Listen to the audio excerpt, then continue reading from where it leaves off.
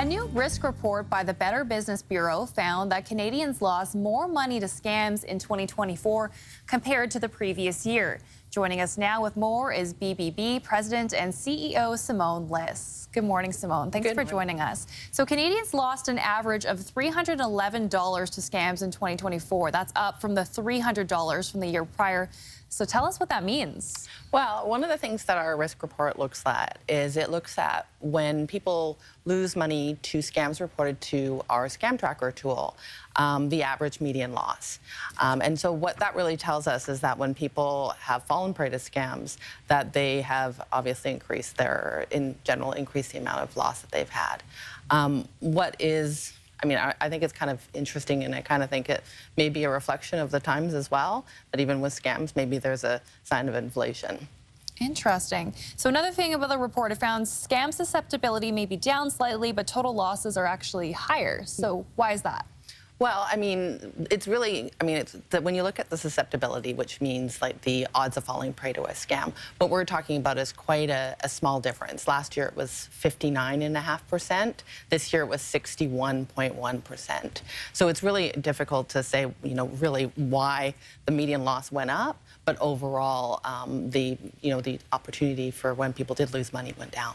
It's a positive sign. We want it to keep going down. Yeah, of course. So what were the most common scams, and who are you finding is being targeted? Well, scams target everyone. What's interesting is when we break down the actual demographics with our risk report, what we saw is that the people who lost when they did encounter a scam, the people that were most susceptible to scams were in the age groups of 35 to 44. And then the people that actually lost the highest median loss were in the age groups of 25 to 34. So it's kind of interesting to see that scams target everyone, because often people perceive that scams, don't target everyone, that they are more for the vulnerable people. The next part of your question was really around the top scams. And so when we look at scams, we look at three factors. We talked a little bit about median loss. We also look at the number of reports that we get through the baby scam tracker. And then obviously when you are, when you do see a scam, how often you fall prey. So that's that susceptibility factor. And so the top three on our list, number one was cryptocurrency and investment scams. Number two was employment scams. And number three was home improvement scams.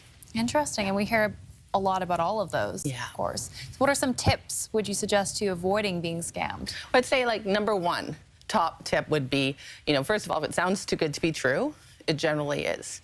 With home improvement scams and every other things, one of the things we've noticed is that when people do their research, when they talk to someone and when they're not sure, often that is a really good way of stopping yourself from being a scam. So we want people to come to bbb.org. We want people to report their scams if they experience them as well. And then, of course, when number four on our list was online shopping scams. It was almost 30 or almost 1/3 of all the scams that we had reported to us. And so when you are shopping online, we want people to, if you're going to shop online, do your research. We want you to pay by credit card, because you have some recourse, say if something goes wrong. And lastly, for anyone who's embarrassed, what would you say to them? I'd say don't be embarrassed. Scams are very common. Our studies show us that scams are on the rise. Only 5 to 10% of people report scams. There really is power to telling your story. One of the good things that we got out of our risk report this year is that 2.4 million people, unique visitors, visited our BB Scam Tracker tool, and we estimated that helped save $2.4 million.